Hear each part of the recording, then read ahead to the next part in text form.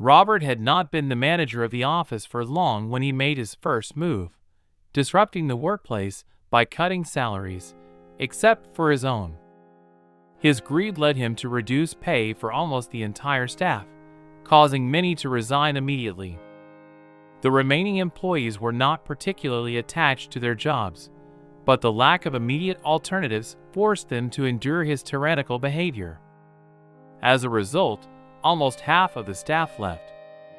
Robert claimed that some positions were redundant and unnecessary, justifying the decision to let some employees go. Those who remained found their workload doubled, often forcing them to work late. Even the cleaning lady, who was already underpaid for her efforts, quit due to Robert's actions. Finding a replacement willing to work for low pay proved to be a challenge. Nobody wanted to spend their days mopping floors and polishing doorknobs for Mrs. Thompson. The HR manager tried daily to convince Robert to raise the janitor's salary, arguing that they'd never find anyone at the current rate. Robert's response was to complain incessantly about the increasingly dirty and dusty state of the office. This was particularly puzzling during each morning staff meeting, as this branch of the company had been functioning just fine. After reviewing the weekly reports, Robert would focus on the vacant janitorial position. "If you don't find a janitor soon, I'm going to have to add cleaning to your job descriptions," he barked at Mrs. Thompson. She longed to escape this madhouse, but knew it would be difficult to find another job at her age, so she endured Robert's unreasonable demands and later sought solace in her office with anti-anxiety pills. Another morning, meeting with the manager, once again lashed out at Mrs. Thompson's failure to find a janitor is finding a cleaner really so difficult. "We're a successful company. Everyone should want to work here." Robert fumed as he slowly approached the window. He froze. His gaze was fixed on something in the distance near the garbage cans. A poorly dressed woman was meticulously stacking boxes.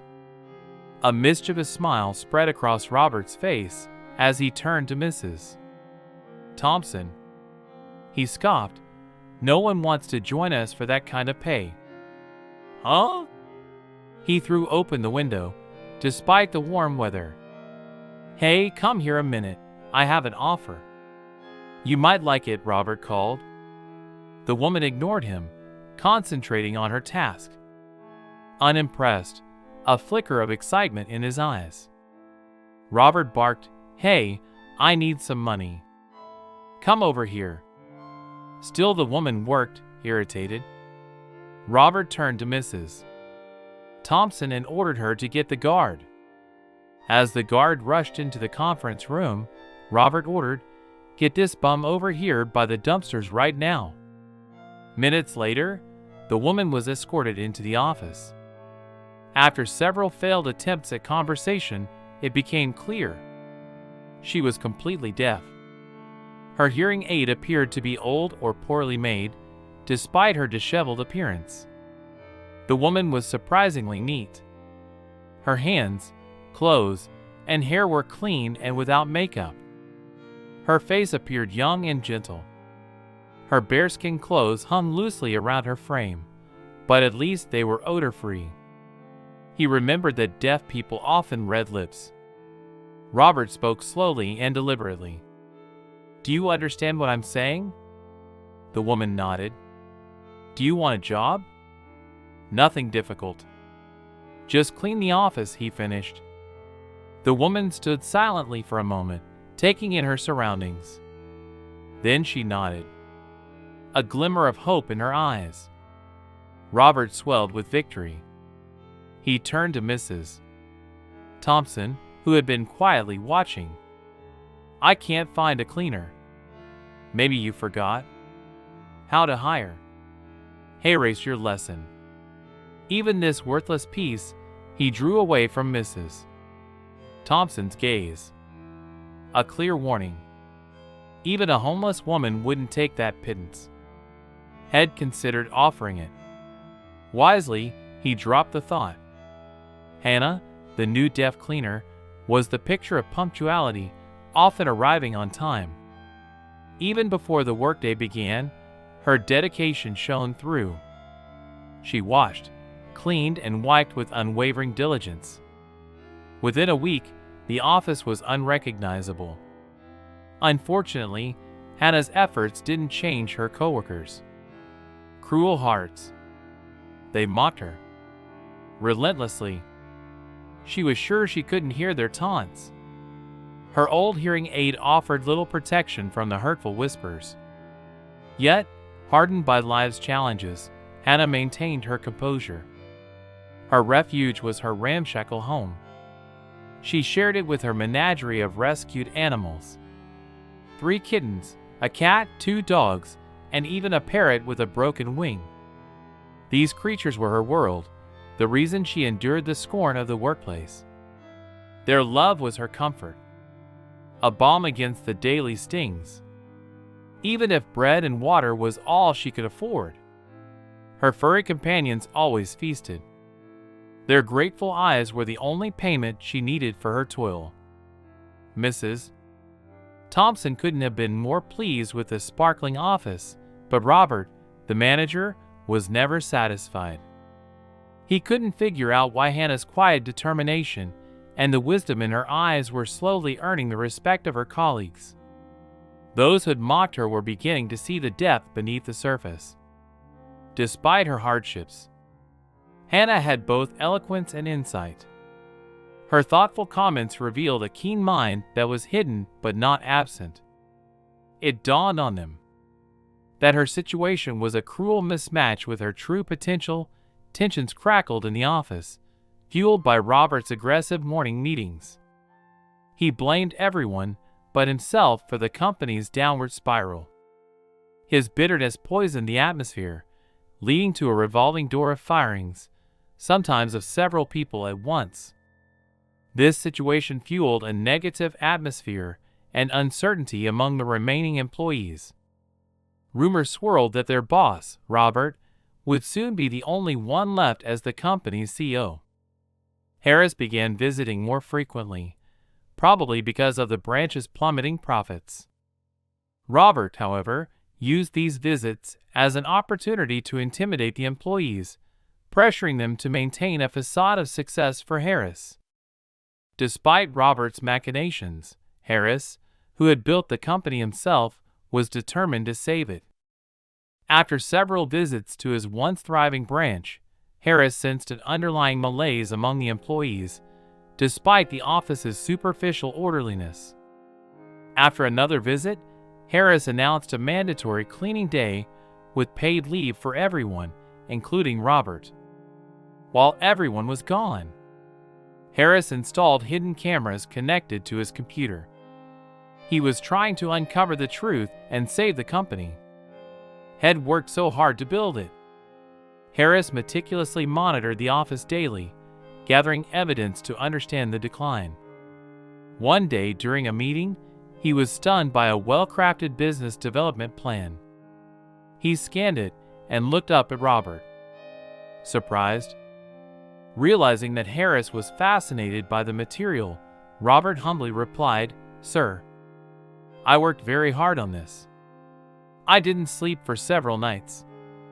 I really hope you like it." The first thing that struck Harris as odd was the neat female handwriting. He had read several of Robert's reports, so he was familiar with his scrawled handwriting. Further investigation gave him more clues that Robert's mind was as confused and erratic as his handwriting. Upon reviewing the recorded videos, Harris was shocked to discover that the cleaning lady had spent a considerable amount of time working on the papers late into the night. She was completely focused and engrossed in her work, not even keeping track of the time. She was also able to create graphs and diagrams as easily as if she had been doing it for years. Harris was annoyed that he had missed so many things at his branch. The next morning, Robert was called into Harris' office. He rushed in, but when he saw the look on Harris' face, he suddenly stopped. He stood looking down at the floor as Harris scolded him. The office pulsed with fear so thick you could cut it. Do you realize that your deception nearly destroyed this branch? Harris' voice thundered. The sheer number of outstanding employees eBay lost because of your arrogance. You fired the best people. I handpicked them, Robert stammered. Harris stammered. Let me explain. I don't need your explanations. Harris cut him off first.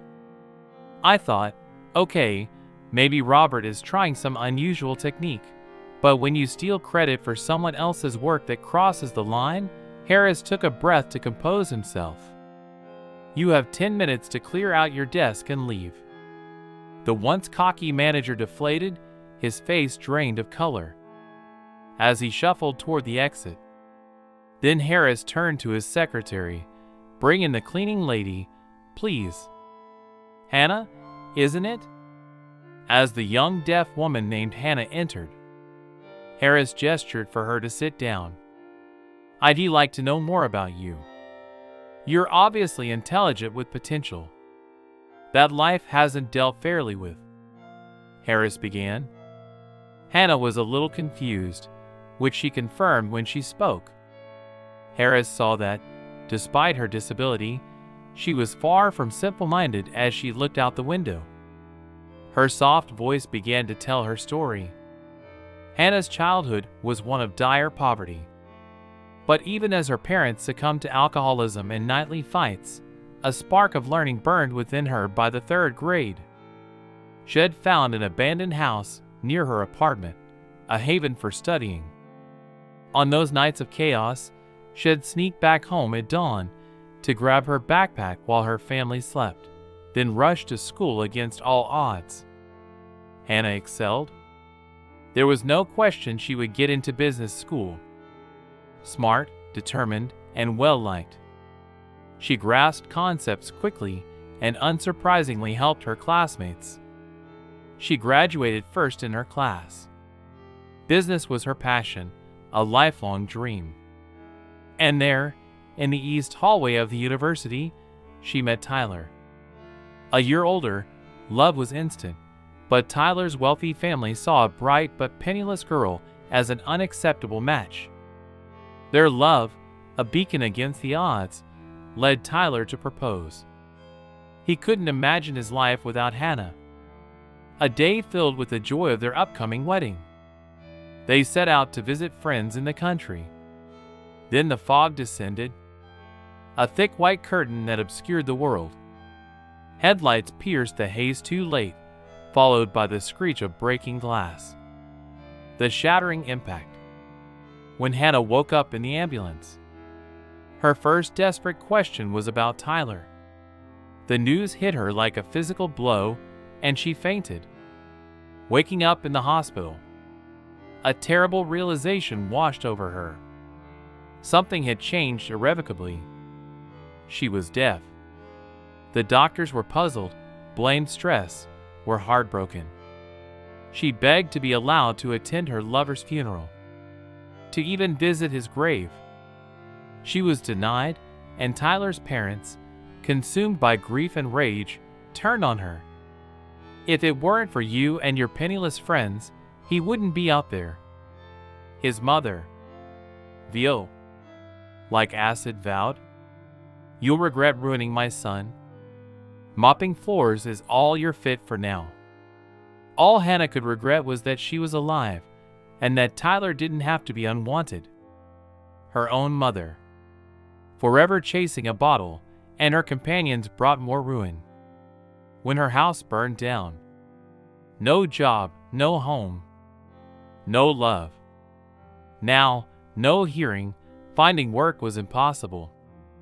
No one wanted her.